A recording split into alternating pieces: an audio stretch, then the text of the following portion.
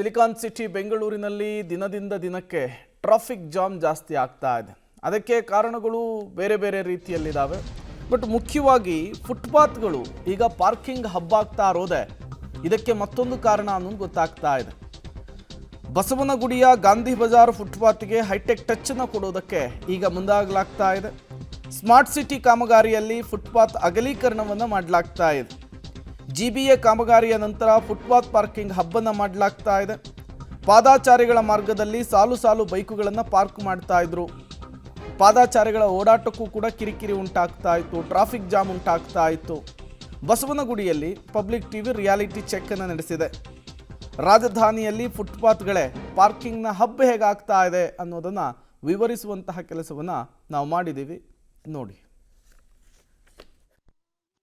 ಐತಿಹಾಸಿಕ ಗಾಂಧಿ ಬಜಾರ್ನ ರಸ್ತೆಯನ್ನು ಸಂಪೂರ್ಣವಾಗಿ ಮಾಡರ್ನ್ ಆಗಿ ಮಾಡ್ತೀವಿ ಅಂತ ಜಿಬಿಎ ಹೊರತು, ಅದಾದ ಬಳಿಕ ಇಲ್ಲಿನ ಪಾದಾಚಾರಿ ಮಾರ್ಗವನ್ನು ಅಗಲವಾಗಿ ಮಾಡಿತು. ಪಾದಾಚಾರಿಗಳ ಸಂಚಾರ ಸುಗಮವಾಗಿರಬೇಕು ಅನ್ನುವಂತಹ ಉದ್ದೇಶದಿಂದ ಮಾಡಿತು. ಜೊತೆಗೆ ಫುಟ್ಪಾತ್ ವ್ಯಾಪಾರಿಗಳಿಗೆ ಅಲ್ಲೇ ಅವಕಾಶವನ್ನು ಮಾಡಿಕೊಡುವಂತಹ ರೀತಿಯಲ್ಲಿ ಸ್ಮಾರ್ಟ್ ಸಿಟಿ ಕಾಮಗಾರಿಯನ್ನು ಮಾಡಿತು. ಬಟ್ ಈಗ ಏನಾಗ್ತಾ ಇದೆ ನೋಡಿ, ಕೋಟಿಗಟ್ಟಲೆ ವೆಚ್ಚದಲ್ಲಿ ಪಾದಾಚಾರಿ ಮಾರ್ಗವನ್ನು ಅಗಲೀಕರಣ ಮಾಡಿದ್ದಾರೆ. ಬಟ್ ಆ ಪಾದಾಚಾರಿ ಮಾರ್ಗ ಪಾದಾಚಾರಿಗಳಿಗೆ ಯೂಸ್ ಆಗ್ತಾ ಇದೆಯಾ ಅಂದರೆ ಖಂಡಿತವಾಗ್ಲೂ ಇಲ್ಲ. ಆರಾಮ್ಸೆ ಇಲ್ಲಿ ವೆಹಿಕಲನ್ನು ಪಾರ್ಕಿಂಗ್ ಮಾಡ್ತಾ ಇದ್ದಾರೆ ನೋಡಿ. ಟೂ ವೀಲರ್ಸ್ ಅವರು ಆಲ್ಮೋಸ್ಟ್ ಯಾರೂ ಕೂಡ ಆ ಕೆಳಭಾಗದಲ್ಲಿ ಮಾಡೋದು ಬಿಟ್ಬಿಟ್ಟಿದ್ದಾರೆ. ಅಲ್ಲಿ ಕೆಳಭಾಗದಲ್ಲಿ ಜಾಗದ ಕೊರತೆನೋ ಅಥವಾ ಏನೋ ಗೊತ್ತಿಲ್ಲ, ಬಟ್ ಎಲ್ಲ ಕಡೆ ಫುಟ್ಪಾತನ್ನು ಒತ್ತುವರಿ ಮಾಡಿಕೊಂಡು ಟೂ ವೀಲರ್ಸ್ ಪಾರ್ಕಿಂಗ್ ಮಾಡಿದ್ದಾರೆ. ಈಗ ಜನ ರಸ್ತೆಯಲ್ಲಿ ನಡೆದಾಡ್ಕೊಂಡು ಬರುವಂತಹ ಪರಿಸ್ಥಿತಿ. ಈ ಇಷ್ಟೊಂದು ಪಾರ್ಕಿಂಗ್ ಅಥವಾ ಈ ಒಂದು ಜಾಗ ಏನಿದೆ ಪಾದಾಚಾರಿ ಮಾರ್ಗ ಇಷ್ಟೊಂದು ಅಗಲವಾಗಿ ಬೇಕಿತ್ತಾ ಅನ್ನುವಂತಹ ಪ್ರಶ್ನೆಗಳೇ ಸಾಕಷ್ಟು ಎದುರಾಗಿದ್ವು. ಬಟ್ ಜಿಬಿಎ ಆಗ ಸಮರ್ಥನೆಯನ್ನು ಕೂಡ ಮಾಡಿಕೊಳ್ತು. ಇಲ್ಲ, ಇದು ಪಾದಾಚಾರಿಗಳಿಗೆ ಸುಗಮವಾಗಿ ಸಾಗೋದಕ್ಕೆ ಬೇಕು, ಜೊತೆಗೆ ವ್ಯಾಪಾರ ವಹಿವಾಟು ಕೂಡ ನಡಿಬೇಕು ಒಂದು ಭಾಗದಲ್ಲಿ ಅಂತ.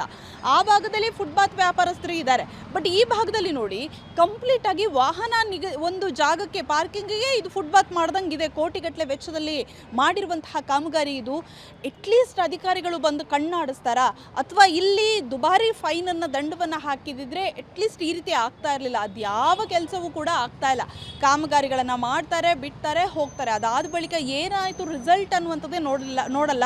ಸೊ ಅದರ ಪರಿಣಾಮ ನೋಡಿ, ಈಗ ಜನರಿಗೆ ಯೂಸ್ ಆಗಬೇಕಾಗಿರುವಂತಹ ಈ ಸ್ಮಾರ್ಟ್ ಸಿಟಿಯಲ್ಲಿ ಗಾಂಧಿ ಬಜಾರ್ ರಸ್ತೆ ಏನಾಗಿದೆ, ಇದು ವೆಹಿಕಲ್ ಪಾರ್ಕಿಂಗ್ಗೆ ಜಾಗ ಅನ್ನುವಂತಹ ರೀತಿಯಲ್ಲಿ ಆಗಿರುವಂಥದ್ದು. ನಿಜಕ್ಕೂ ಕೂಡ ಅಧಿಕಾರಿಗಳು ಇನ್ನಾದರೂ ಎಚ್ಚೆತ್ತುಕೊಳ್ತಾರಾ ಏನು ಅನ್ನುವಂಥದ್ದು ನೋಡಬೇಕಾಗಿದೆ. ಕ್ಯಾಮ್ರಾ ಪರ್ಸನ್ ಮಂಜು ಜೊತೆ ಪವಿತ್ರ ಕಡ್ತಲ, ಪಬ್ಲಿಕ್ ಟಿವಿ, ಬೆಂಗಳೂರು. ಬಸವನಗುಡಿ ಫುಟ್ಪಾತ್ನಲ್ಲಿ ಮಾತ್ರ ಈ ಪರಿಸ್ಥಿತಿ ಅಂತಲ್ಲ, ಬೆಂಗಳೂರಿನ ಬಹುತೇಕ ಕಡೆಗಳಲ್ಲಿ ಇದೇ ರೀತಿಯ ಪರಿಸ್ಥಿತಿ ನಿರ್ಮಾಣವಾಗಿದೆ. ಹಾಗಾಗಿ ಯಾವ ರೀತಿಯ ಕ್ರಮಕ್ಕೆ ಈಗ ಜಿಬಿಎ ಮುಂದಾಗುತ್ತೆ ಅನ್ನೋದನ್ನು ಕಾದು ನೋಡಬೇಕಿದೆ.